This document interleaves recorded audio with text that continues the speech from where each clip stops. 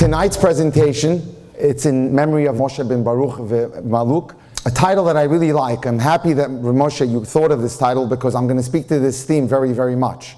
About values, about goals. Let's go back to Yaakov Avinu. After 3 decades of not seeing his father, he now has to prepare for a confrontation with his brother Esav. And he decides he's going to send ahead messengers, and these messengers are going to be laden with all types of gifts because you want to assuage this man's anger. After all, Esav is extraordinarily upset about the fact that he lost the Bechorah, and he wants revenge. So Yaakov Avinu can actually predict what the questions are going to be. Listen to the questions that he tells the angels he's going to ask you, because these are the questions we're going to ask ourselves tonight.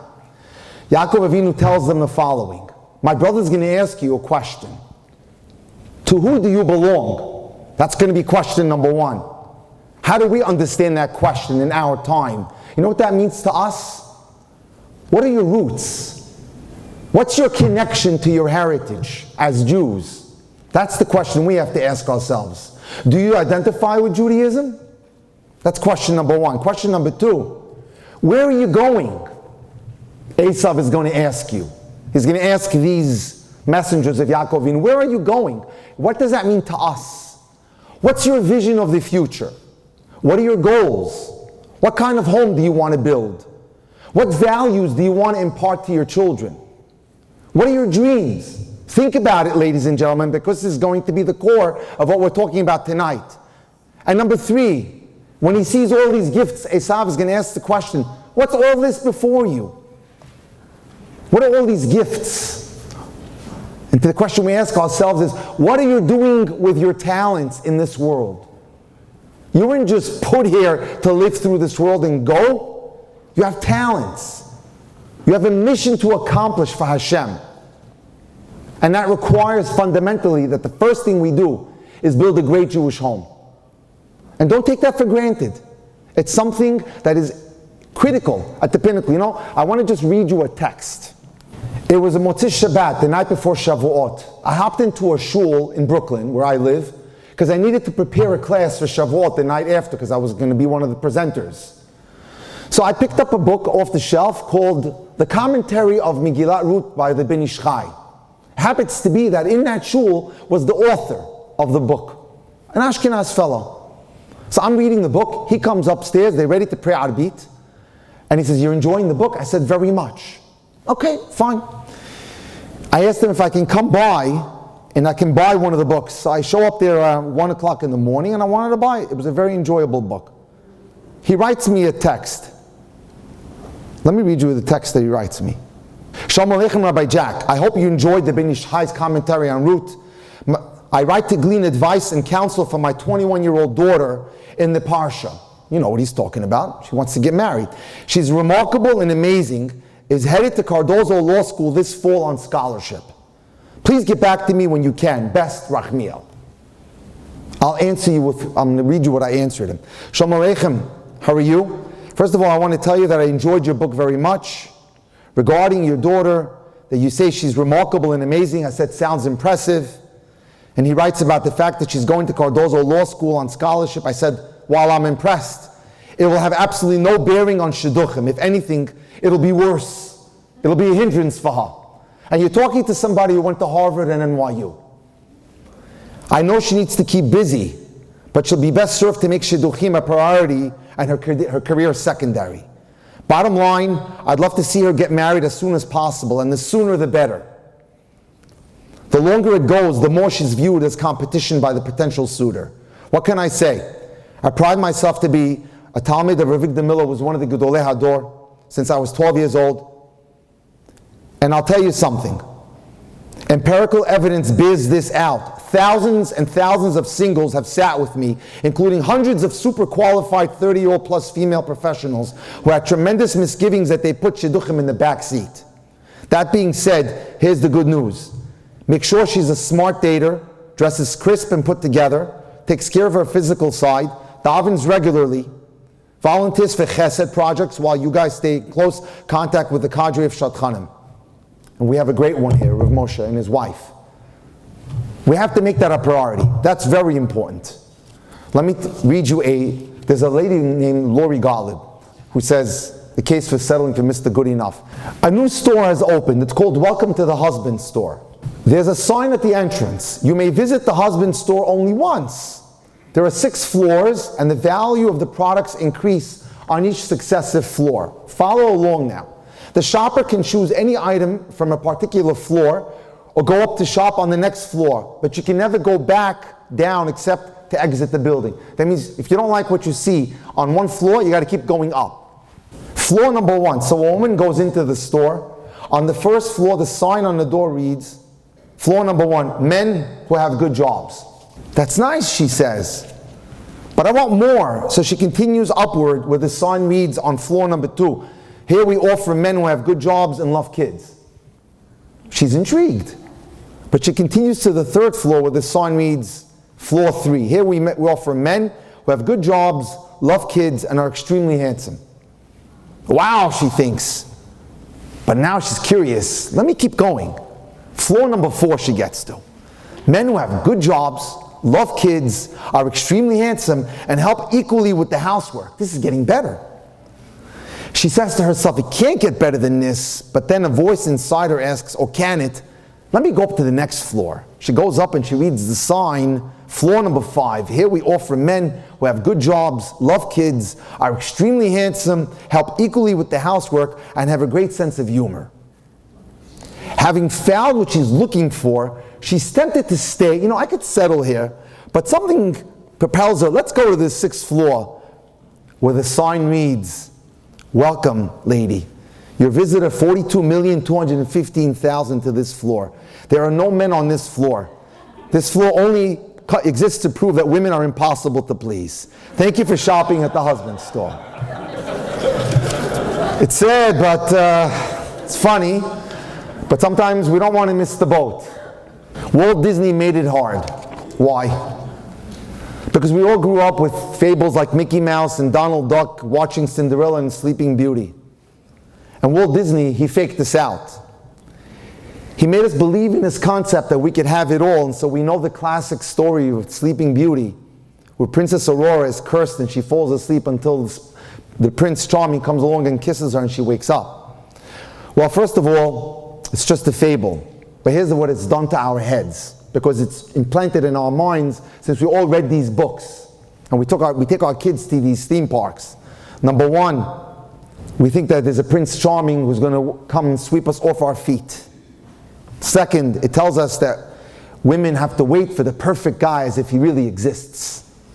And number 3, all it takes is a little physical touch and kiss and my problems will all go away and I'll have a fantastic marriage.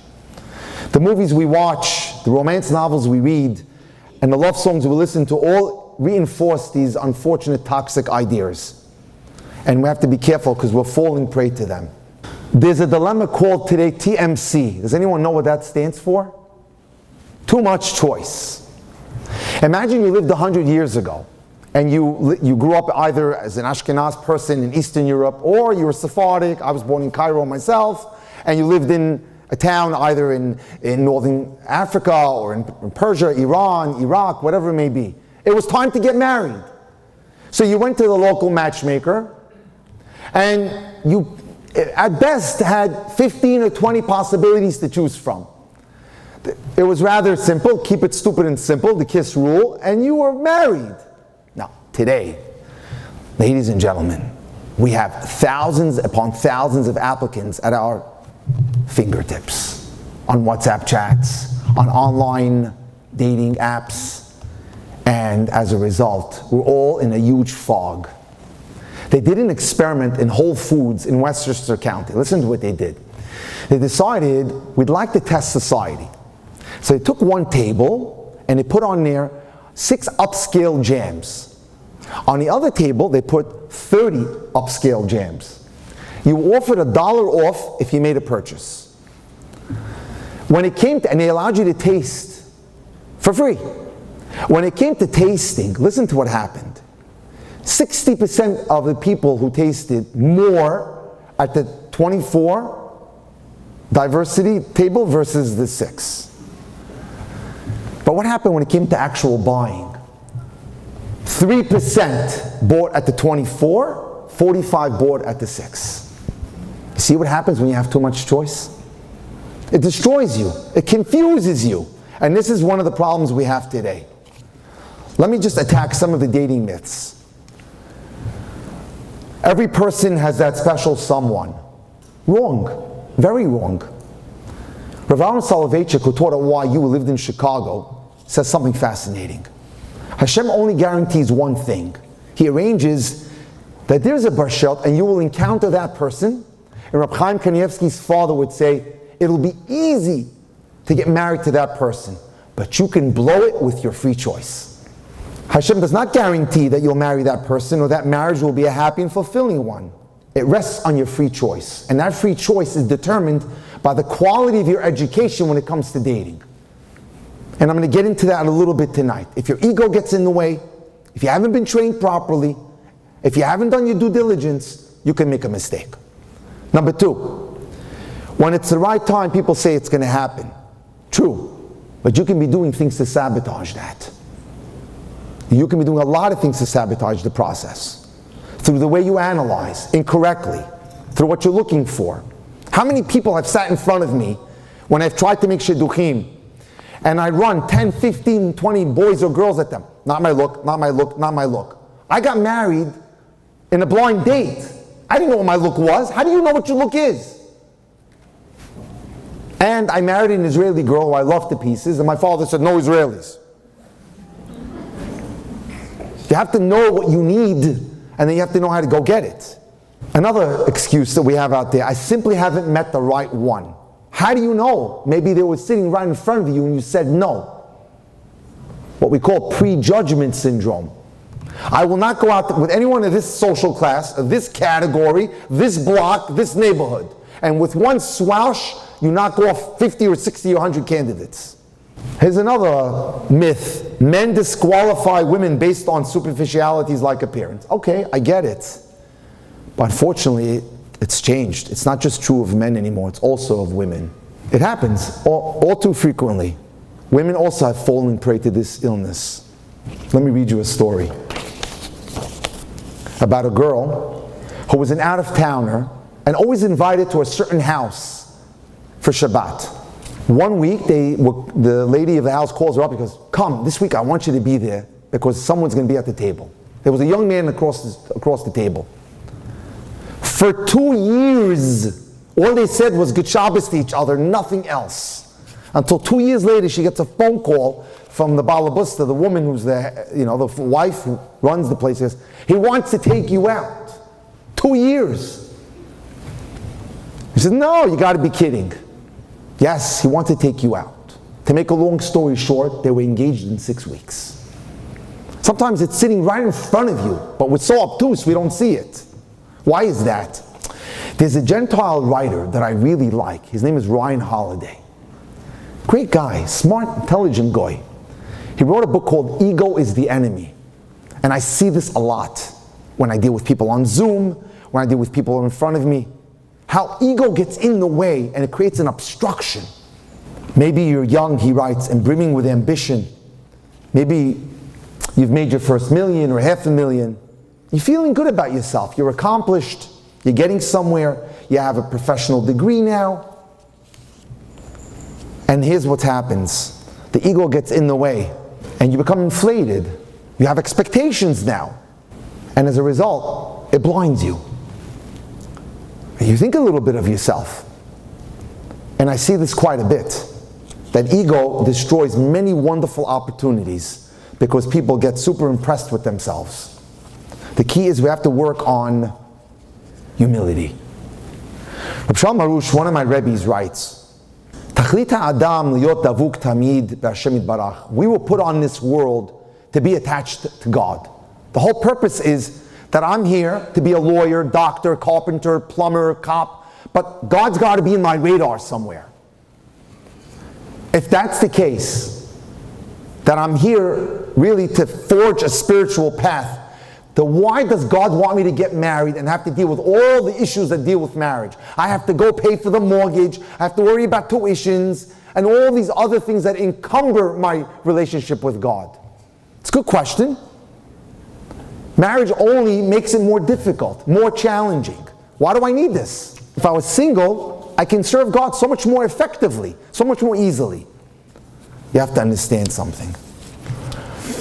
We take our answer from the Zohar, which is Kabbalah, and that is like this. The first being that was created was Zachar and Nekeva, was male and female connected. And whatever goes down in this world exists in the same way up in Shemayim.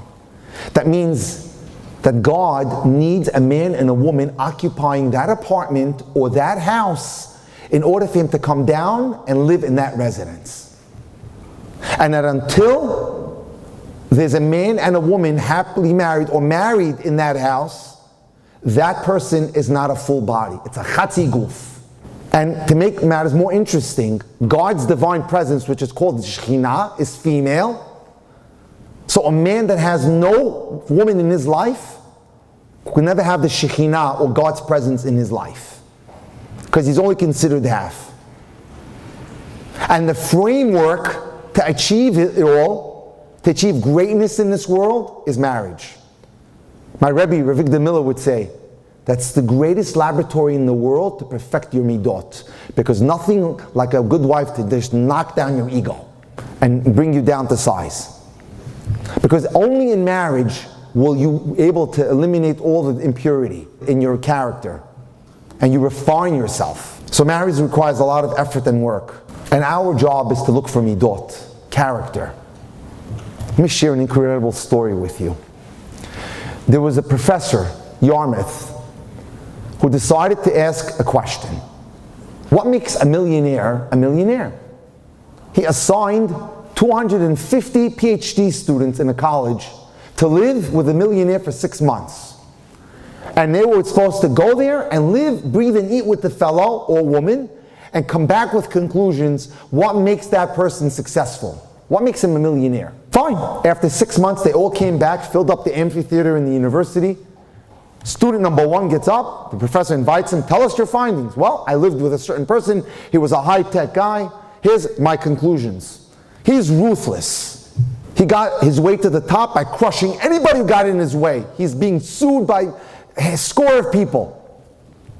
Number 2 gets up, same findings. My guy is an animal, he's a beast. No one gets in the way, and it's going this way consistently until 249 gets up there and he goes, I was sent to study a pharmacy magnate. And guess what? He has no lawsuits, he has no enemies. He's falling completely right out of the bell curve. What happened? So the professor, scratches his head and his beard. He goes, we've got to send a second group out there of PhD candidates to find out why this fellow, Bigelow, is different than the rest. Listen to what we're talking about, core values, and we as Jews. So they get to his house in the Hamptons. He's overlooking the gorgeous Atlantic Ocean in Long Island. And he says, Mr. Bigelow, you were part of a study. He says, yes. Something's wrong. You don't fall neatly into the bell curve. Why? He tells him, I want to tell you something. You should know the way my father raised me. He said, son, you set your sights on a goal and you get there, and whoever gets in your way, you crush him. And that's how I lived. Until 2 years ago, I and several other, dozen fellow CEOs decided, you know what, we're doing well in the United States. We're all heads of multi-billion-dollar corporations. We need to expand our markets. Let's go to Europe and find more markets to sell our products. And so we did.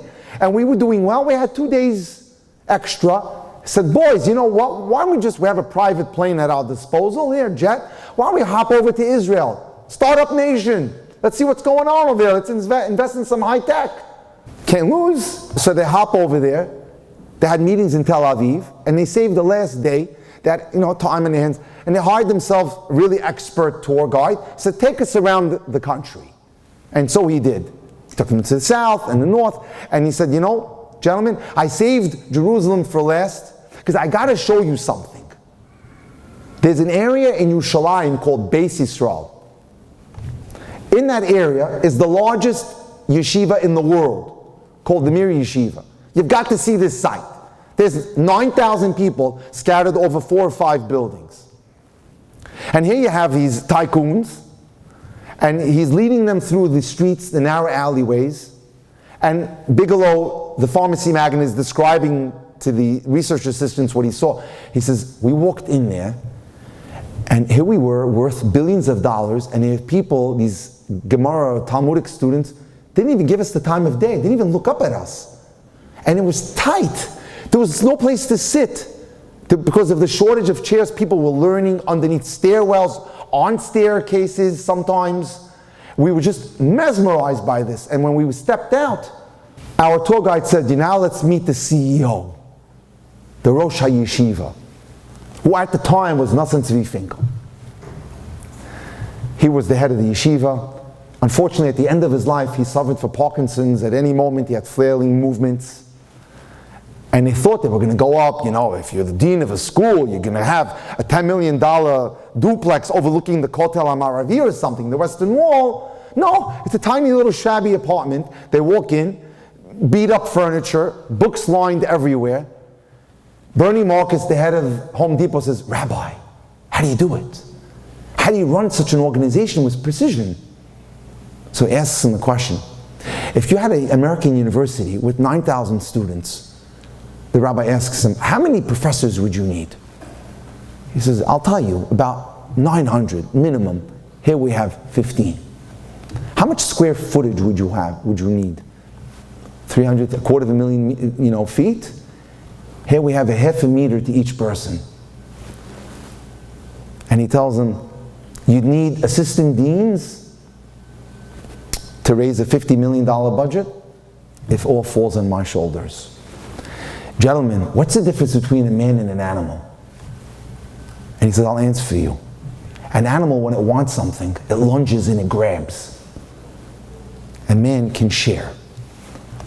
You came to my yeshiva today and you saw human beings, not animals.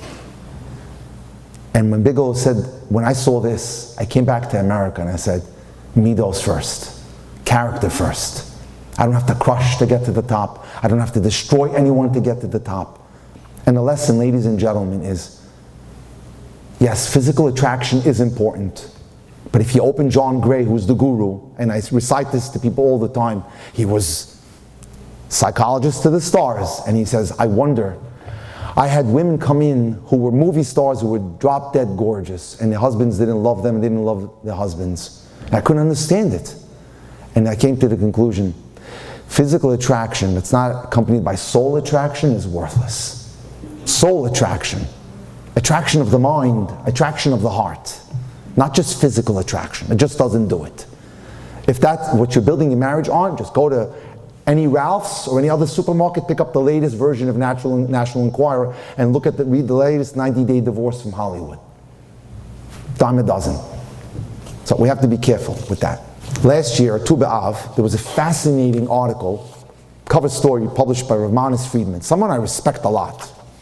Guy really knows his stuff. He's a Chabad Mashpia. His son is Benny Friedman, the great singer. And he writes something fascinating. The foundation of dating and marriage has to do with the concept of, and I'll explain, Mashpia and Mekabel. The man must be the giver of warmth, of affection, of money, and the woman is the receiver.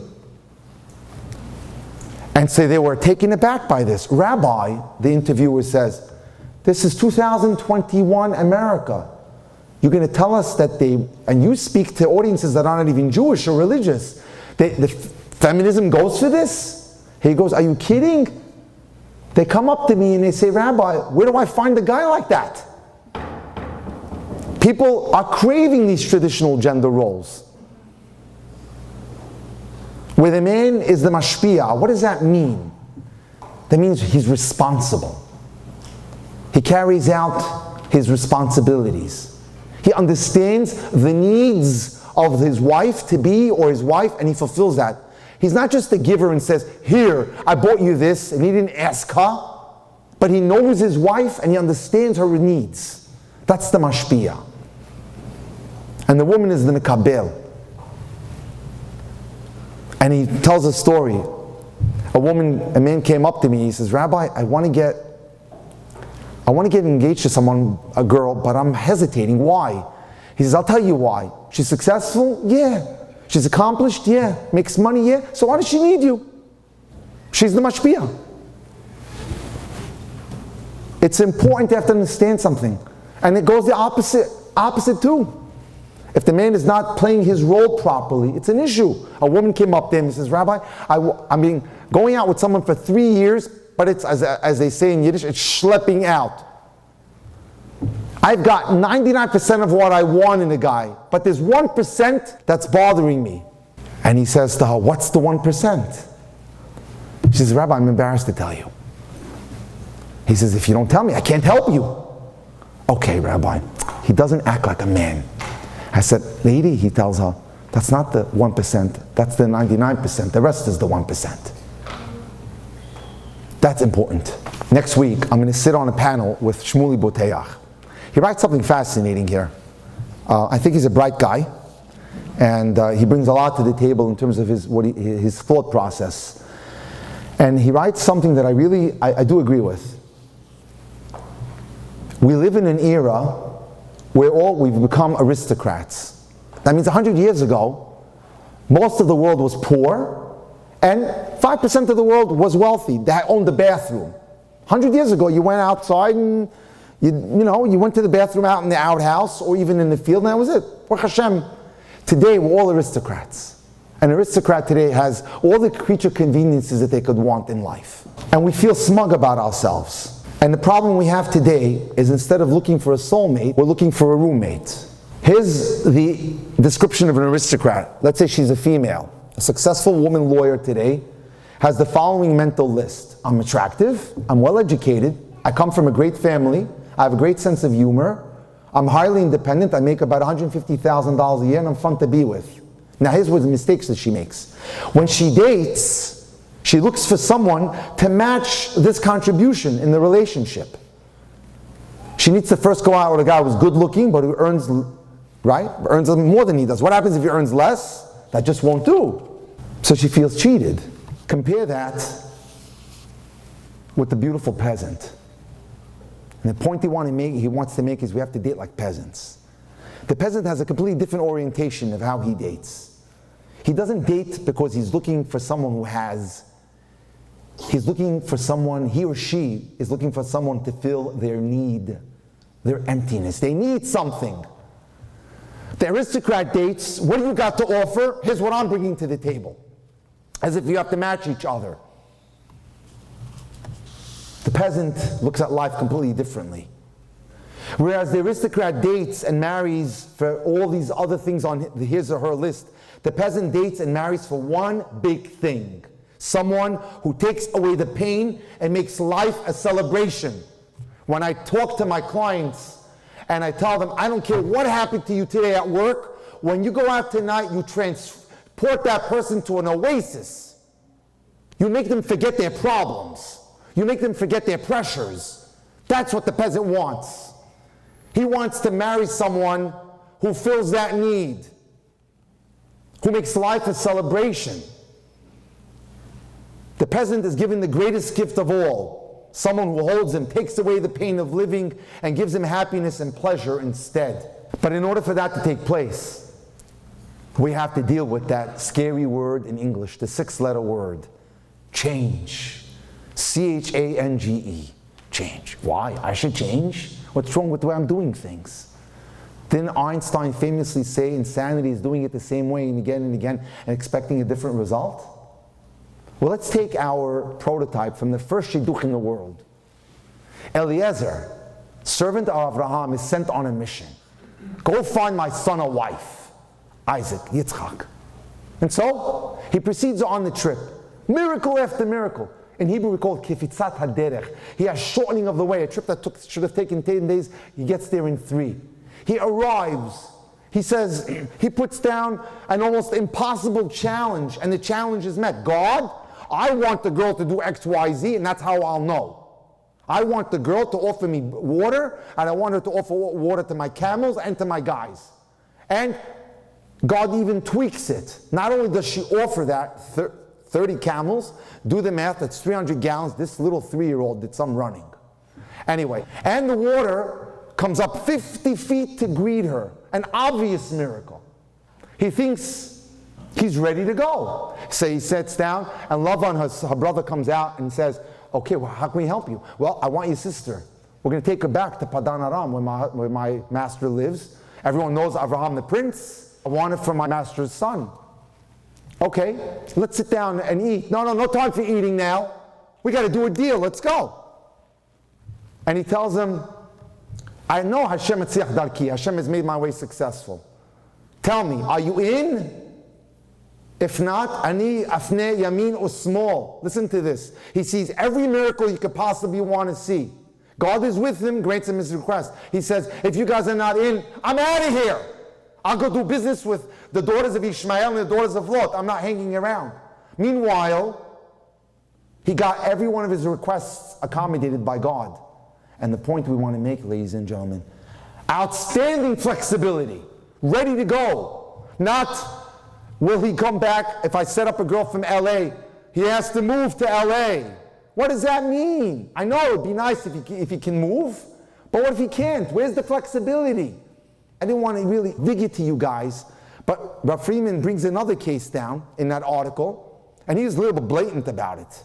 He writes in there, a guy comes up to me, he says he's ready to go and get engaged, but she's insistent on living in her city. He says, what do you mean? Everyone knows the halakha is very clear. You have to live with the husband's panasais. And I'm quoting him verbatim. And here she's insistent on living where she where she comes from. She's not for you. It's pure halakha. I don't mean to be caustic. I don't mean to be abrasive. It's not my nature, but one needs to be flexible. Just like the flexibility that was demonstrated by Eliezer was so extraordinary. Flexibility. This is about getting married. This is about having children. The clock's ticking. Yeah, I hate to be blunt, but it's fact of life. So, in order to do so, Rav Moshe touched on it a little bit. One needs to understand, who am I? And what do I need in life? What's my current level of religious observance? That's important. Marriage is a spiritual path, whether you like it or not. I have clients, big shalom bayit issues. She's a balat tshuva who loves to learn. They're both ex-New Yorkers. And she became religious through the Kollel in Las Vegas. And she walks her 2.5 miles on Shabbat to get to shul. He's not interested. At 11:10, he hops into his car to make the kiddush and be there. The lack of shalom bayit in that house is absurd. The cops are there almost all the time. I've seen, just the other day, I had a Zoom consultation with a girl divorced, unfortunately, beautiful girl. Rabbi, it's okay. He doesn't have to be religious. As long as I'm modern Orthodox, it's fine with me. It is not fine. You will not be happy. You need to ensure they both somewhere equal. If the girl's more, even better. I love it when the girl's more religious, because she brings the house up. The opposite's hard. So, where am I holding in my level of religion? What are my personal talents and character strengths? And what do I want for myself in life? And then sit down and draft the top 10 list. It should be done with a mentor. If you want, I do that all the time. You can reach out to me. I'll help. It's fine. I love doing that. Look for things like respectful, responsible. Samech bechalko is a beauty. Samech bechalko, happy with his lot in life. You're going to live a long journey. 20 years, 30 years, 40 years. You need someone who's happy with life. The worst thing you can possibly have is someone who's like down and morose and never smiles. Loyal. Does he have an anger issue? Is he flexible? Is he financially generous? There's lists, and again, I can give you these lists. Let's not fall to this whole mystique of perfection. It's a horrible disease that Western society has hoisted on us, and we only are losing for it. Grandma is sitting on the beach. Her little grandson Shimmy is playing near the water with his LA Dodger cap on. He looks adorable with his little curls. When suddenly a huge swirl of water comes and swallows Shimmy into the water. Grandma was watching and babysitting, and she's beside herself. She says, oh my gosh, what's going to be? Hashem, where's little Shimmy? I beg you, take all of my credits in Shamayim and use them, and please bring me back Shimmy. And a miracle takes place, and the water spits him back. And she hugs him so tight. She looks up at Shamayim and says, thank you, Hashem, for bringing back my little Shimmy, but where's the LA baseball cap? And this is what happens. We're not happy with good enough. We want more, and no one is perfect. And we continue to look for someone better and better. A good story. Shulamit, a young lady, 38 years old, got engaged to Joseph, a young man who followed a rabbi whose customs were different than hers. He didn't hold that Tehillim had any special powers. And he didn't believe in singing at the Shabbat table, which Shulamit was important for Shulamit. She grew up saying Tehillim every day or every other day, whatever it was, and singing at the Shabbat table. They got married. When she was asked how she could marry Joseph, she said, I thought about my children not being able to sing at the Shabbat table. And that bothered me. But then I thought, if I don't get married, I may never have children. My Rabbi, Rabbi Miller, once saw a 35-year-old man walking on the street. He says, "No, what's going on?" He says, "I just haven't found the one." "How many girls have you gone out with?" He says, "About a good 100. The rabbi looks at him, he goes, "I would have been married to 70 of them by now." He says to him, "What's the problem?" "Well, it's just not clicking." So the rabbi geniusly says, "My dear young man, fix your clicker." How you go about life. We have to just fix that clicker. One of the critical areas that I want to speak about is communication. Communication in dating. How important that is. By the way, I do have a PDF, if you'd like. I put together 100 things you could speak on dating. You can just email me at drjackcohen18@gmail.com and I'll send it to you. I put it together, actually. It wasn't actually done by me. It was a young woman who came to me. I was on the radio talk host show, and the theme last year was broken engagements. We've been seeing a little bit more, a real big uptick in that, and rash divorces. I was just telling the rabbi, I went to speak in Baltimore last week, and it doesn't get worse than this. The girl got divorced, she left the marriage the third night of Sheva Berachot. Yeah, because he admitted that he had a huge porn problem. And we're talking about religious people here. We've seen issues, and she helped me put this PDF together. It's important that we have to understand something. Good communication is critical to great dating. Learning how to ask the right questions, starting generally and working your way up, talking about family, about friends, about camps, about community, about interests, about shiurim. It's so important. And learning how to communicate respectfully. And I got to share an incredible story with you. In an inner city post office, look how great communication can make sure that your point gets sent across. They were waiting online when there was a big burly guy smoking. So one guy walked up to him and he said, "Sir, you're not allowed to smoke in here." He said, "What are you going to do about it?" Another guy walks up to him and says, "You know, it says you're not allowed to smoke." He says, "Listen, sir, if you continue, I'm going to put my fist into your face." Tells him, "Big guy, you want to uphold the law? Let's go a step outside." Then a little short fellow who had witnessed this scene politely said to the smoker, "I'm so sorry, sir, but I'd really appreciate it if you would be so kind as to wait until you go outside to smoke. I don't mean to tell anybody what to do, but my father died of cancer and my doctor told me to avoid cigarette smoke." In an amazement, the smoker complied. He goes, "No problem. The cigarette's almost gone. I'll wait for my next one until I get out into the fresh air." The power of intelligent communication to get what you want from people. And how important it is. And here it is, by the way, if anyone wants that, I can send it to them. One of the things I really want to stress is that we tend to take each other for granted in dating and in marriage. The world is starved for compliments. Learn how to give compliments. It's so important. It builds people. I admire what you did. I'm touched by what you said. I appreciate that I can depend on you. I benefited greatly that you picked me up from work. I feel secure with you. I'm impressed with the way you speak. So that's so thoughtful of you. Get into the habit of doing it now. You know, I'm on my 8th round of teaching Shmirat HaLashon in the mornings, the laws of speaking gossip. I was asked by a rabbi to get involved with a certain couple who were dating, but they were having their problems. And they would sit in front of me, and I'll tell you, the F word was flying. I said to her, "This cannot go on. This has to stop." And she and I set together a pattern where we're learning together, all alone, just the laws of just clean that tongue up a little bit. It's so important to what the outside world doesn't care about, gossip, we know that as Jews, that the sword can kill 3 feet away, whereas a word can destroy millions of miles away in a text, in a phone call. So we have to learn that critical and good communication is fundamental. Ingredients for successful dating and marriage. Standing under the chuppah, one of the great thinkers of our time was a man by the name of Rabbi Dessler. He was the chief or rosh of a yeshiva in England during World War II. And a brilliant mind. And he writes that the boy and the girl, the chatan and kala, are standing under the chuppah, and it's pristine and it's all great, and you're thinking about how I'm going to give you and how you're going to give me, we're going to share. But what happens?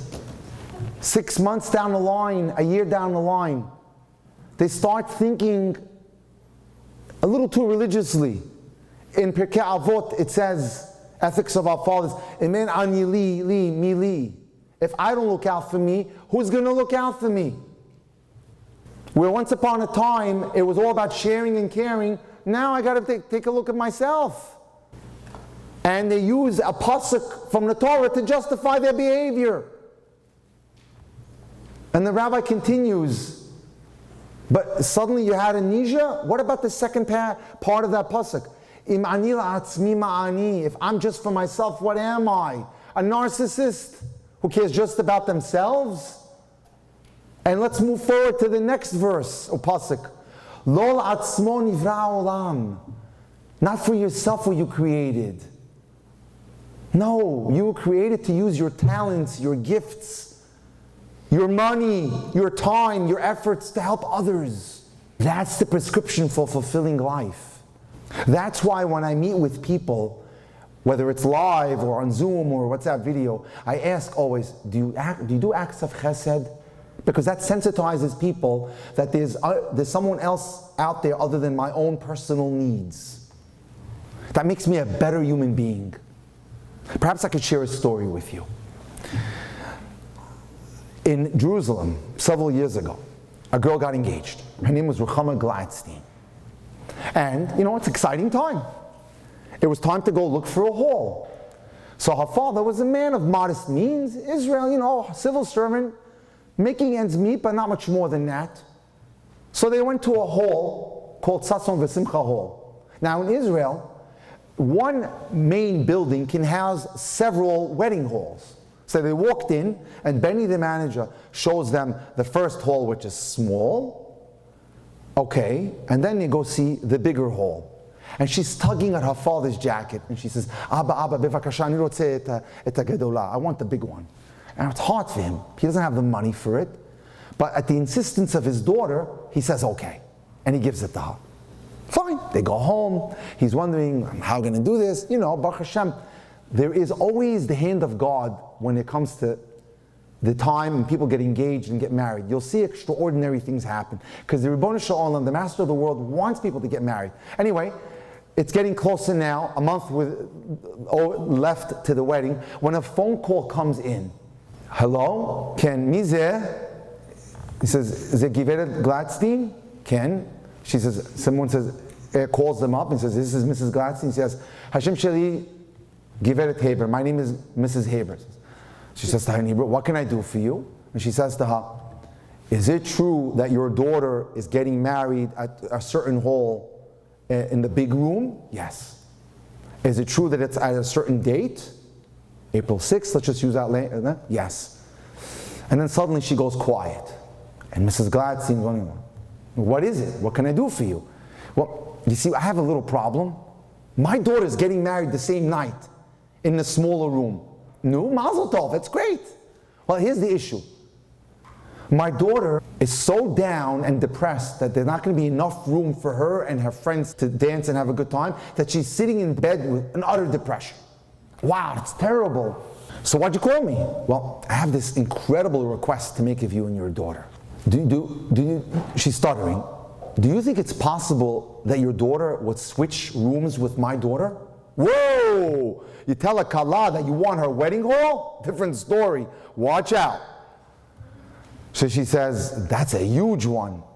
He says, Give me 2 days. Let me speak to my daughter. I'll get back to you. Okay. Mrs. Gladstein hangs up. She tells her husband what's going on. And they called in their daughter. They said, Ruchi, there's a girl out there who's depressed, who's going to get married the same night you're going to get married, and she's in utter depression sitting in bed. The greatest day of her life is going to turn to a day of mourning. She's making a huge request. And if you have the guts and you have the spiritual power and the gumption to do this, it's your call. Would you switch rooms with her? Whoa, Mom, that's a big one. I need to think about that one. Give me 24 hours, I'll sleep on it and get back to you. 24 hours later, she comes back to her parents. She says, Abba, Ima, I'll go for it. I'm going to do it. It's hard, but I got to be mivater. I got to give in something. Maybe Hashem will help us. Okay. Mrs. Gladstein calls us up, Mr. Hebe says, you got it. And Baruch Hashem, the girl was cured. She out of bed like that. Now comes the night of the wedding, and they've got the smaller room. And, photography, they're taking pictures, and the father is watching and admiring his daughter, the Kala, take pictures with her Hatan to-be. When suddenly the father gets a tap on the shoulders from Benny, the manager of the wedding halls, he says, we need to talk. So the father says, is everything okay? No, you have to step into the office. So what happened? Did the check bounce? No. What's the problem? He said, Yossi Sharf, the famous real estate developer in Yerushalayim? Yeah, of course, he puts up towers. He said, he called me yesterday. He says, Mr. Sharf, how can I help you? He says, you know what? My son is getting married tomorrow in the Mamila Hotel. It's a beautiful hotel by Mamila Mall. And he says, yeah. He says, when one of my kids gets married, I go all out for them. Beautiful hotel wedding, no expense spared. I also have one custom. I pay for another wedding in town, the whole bill. So who's on your menu for tomorrow night? So he says, I got the big room and the small room. What would you like? Well, I want the small room. How much is it? $28,000? I'm sending a courier with the check right now. So he looks at him, he says, Mr. Gladstein, here's the check that Mr. Schaaf sent over, and I'm tearing yours up. That's mivater. That's living for others. That's what we're looking for. I want that character quality in my bones when I'm single, because I want to take it over the threshold when I'm married. That's what I'm looking for. A person who cares about others, and I have to start with me. There's no keeping score. So a successful marriage depends more on being the right person than finding the right person. Yes, you can take a great guy and mess him up, or a great girl, by having bad midot yourself. Or you could take someone who's inferior in quality and raise them to a superstar.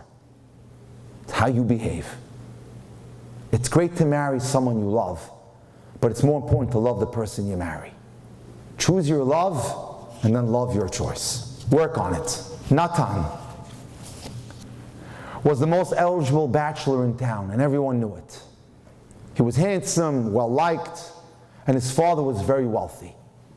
And he made sure wherever he went, everyone knew it. This is all going to be mine someday. The business, the Rolls Royce, the house, you name it. On the other hand, on the other side of town was a gorgeous girl who was poor, Nechama. Came from a poor home, but she had exquisite taste because she used to read all those fancy magazines. She dreamed about marrying a handsome guy, setting up a gorgeous home, raising gorgeous children right out of Vogue, who would lack for nothing. And when it was time for her to go out with Natan, there was little question that they were the, quote, perfect match of the city. And this guy walked around with her at his side like the feeling he got when he bought his first Ferrari. Just another acquisition. They both wanted the finest things in life and paid absolutely no attention to the other person's midot. After all, who cares? With money I can buy anything. And when they got engaged, everyone said, but of course. Heads would turn when they would go into the upscale restaurants. So they got married, and his father bought him a gorgeous home right by the lake. The couple had 2 girls in rapid succession and made sure they had plenty of help, or as we say in Arabic, khadamas, to make sure that she had all the creature comforts, and when she was asked to help out at the yeshiva, didn't know, I don't have time for that, I got to go exercise. Would you like to go to a shiur? No, I don't have time for that either. One day I'll get around to that. Meanwhile, our handsome Chatan wasn't so handsome anymore. Because while his father was a wealthy man, or so-called, he was a very stressful guy to work for. And so our slim Chatan found himself 45 pounds heavier within 2 years. And he consoled himself at the refrigerator from all the stress at work. 3 years into the marriage, the glamorous couple was almost unrecognizable. Natan was now severely overweight. And his wife was always angry at him because he was never home, because he's put in 12, 14-hour days. And the only way that he got his kids' attention was to swipe the credit card at Toys R Us. But here, ladies and gentlemen, is the key. What happened next was almost too heartbreaking to recount. Natan's father passed away, and it was discovered that as many millions as he had, he owed even more millions in debt.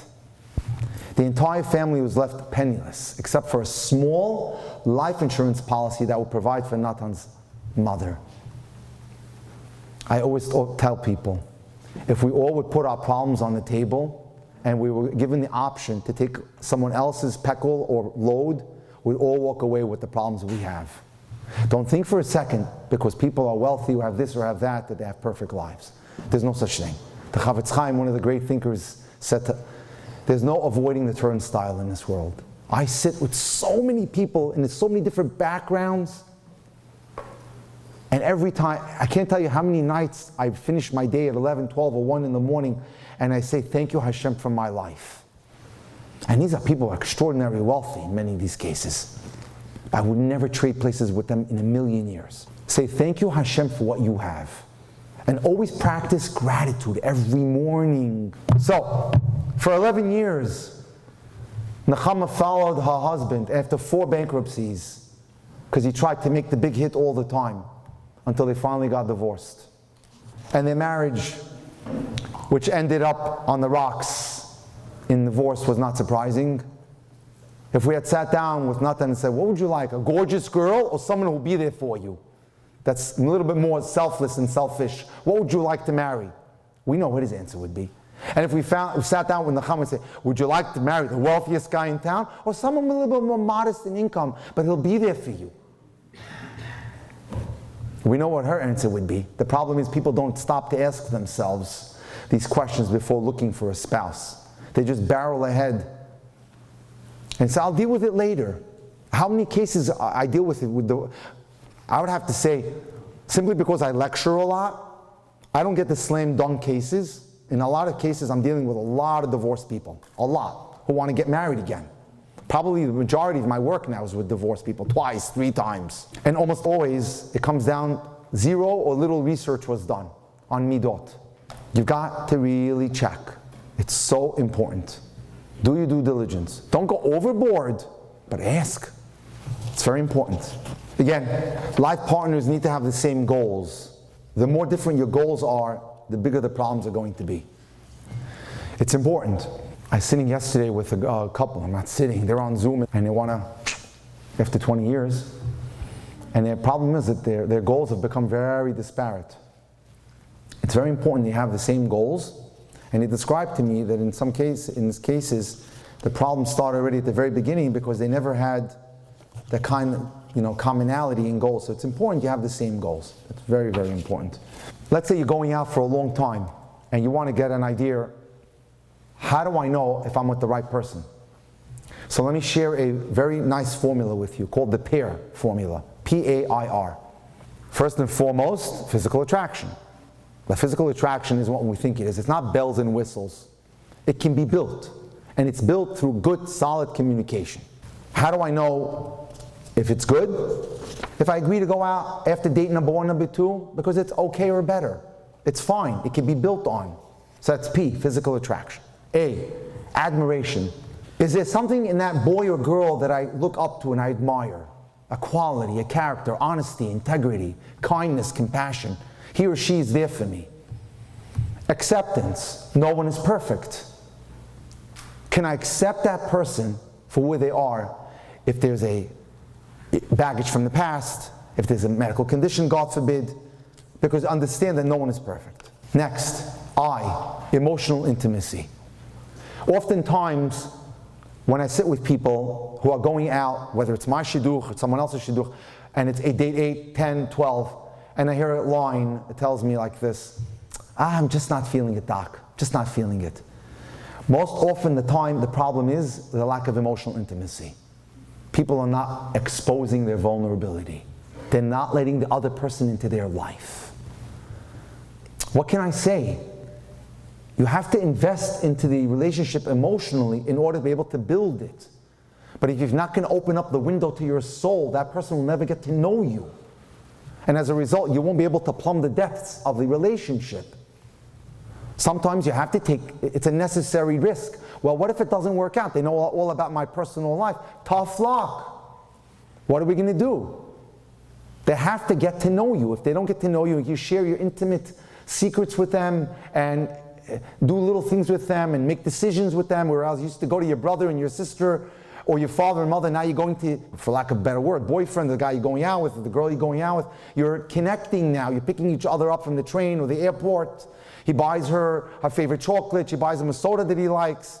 She picks up the newspaper that he likes. Understand? There's a concern, there's a compassion there, there's a connection.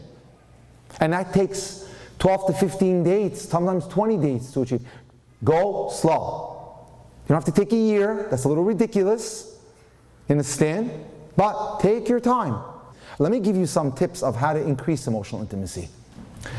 Number one, vary what you do on a date. Don't make every date dinner, dinner, dinner, dinner. If this was in New York, I would say to them, I want to see one night, you go under the Brooklyn Bridge, take a walk in Brooklyn Bridge Park, paint night, another night is Dave & Buster's, or Chuck and Cheese if it's here, whatever it is. Try different things.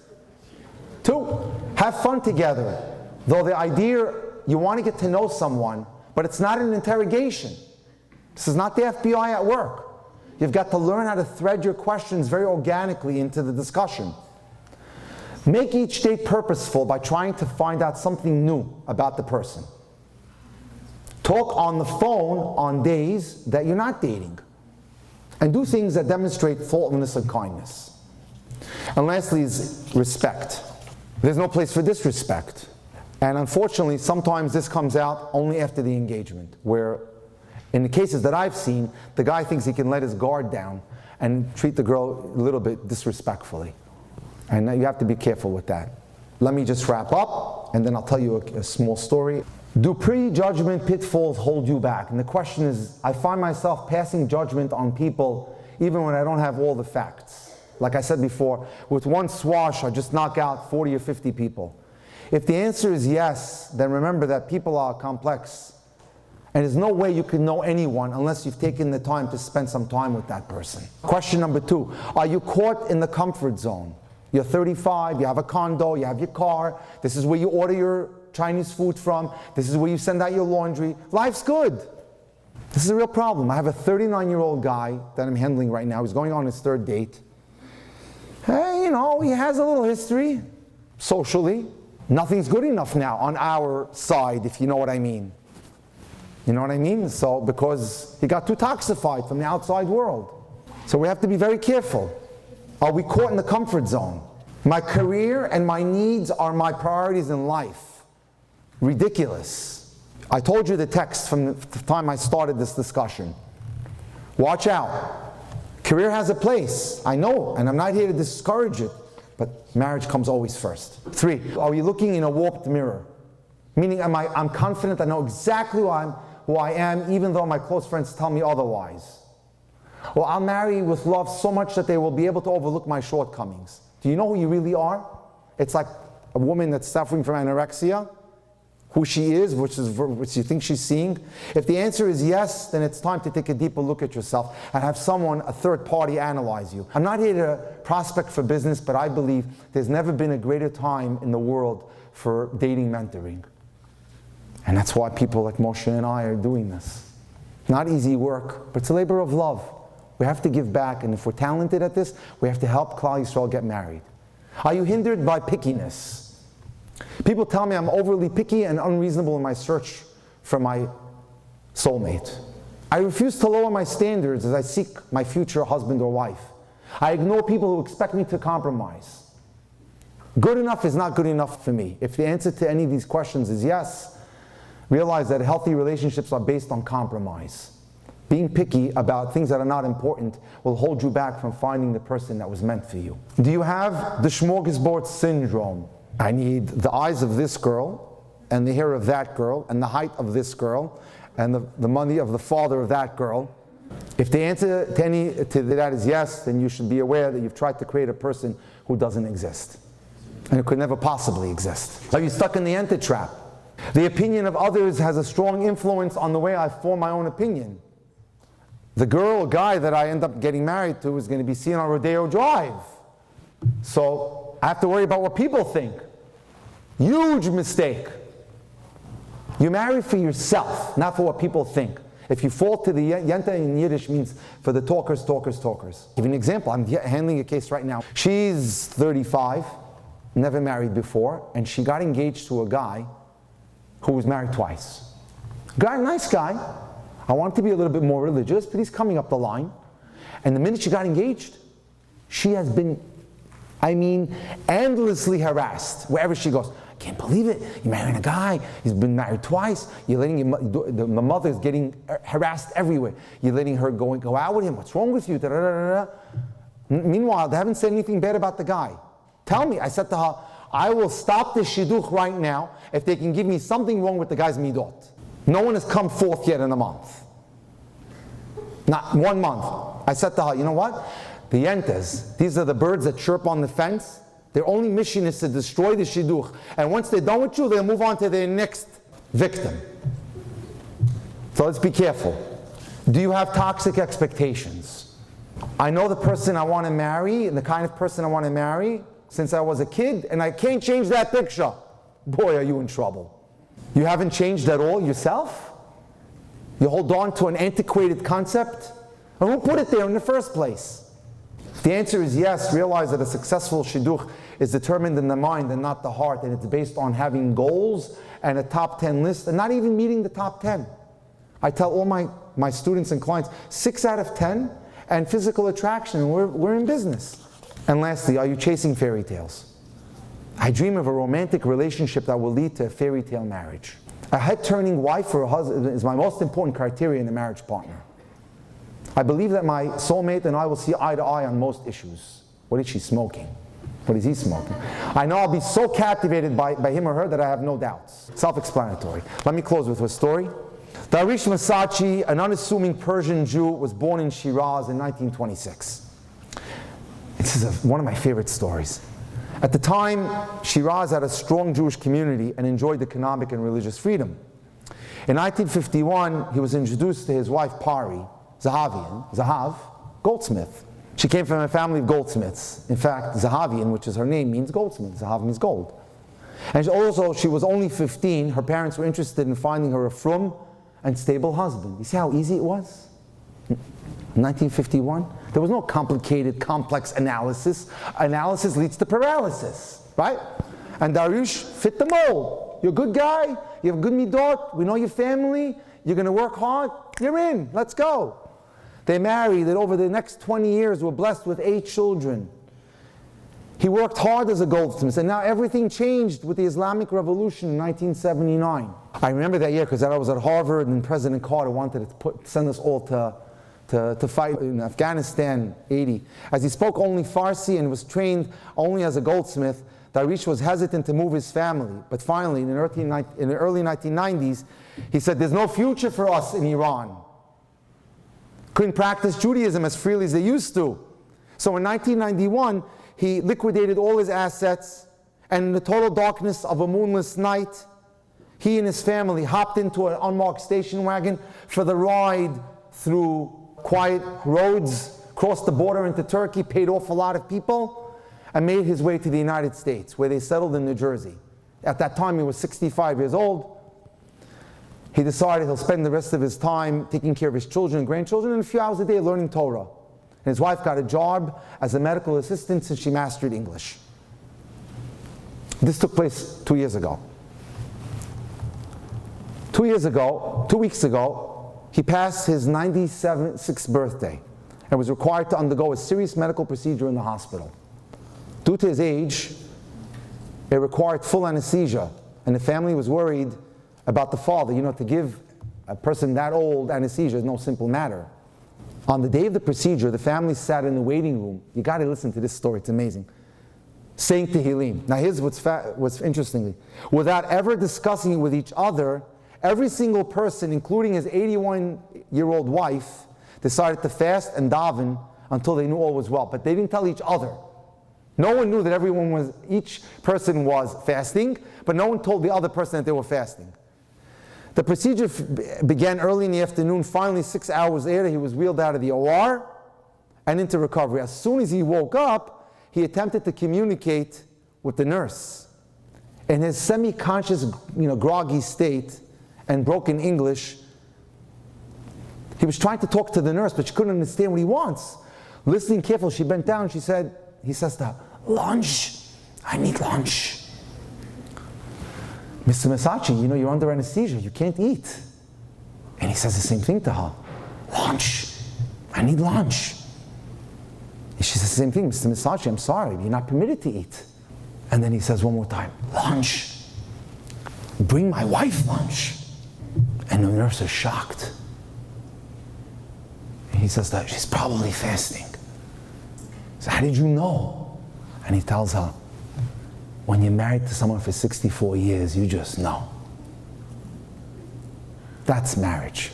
That's the goal, ladies and gentlemen. That's the connection. Ishto ki gufo. His wife is like his body.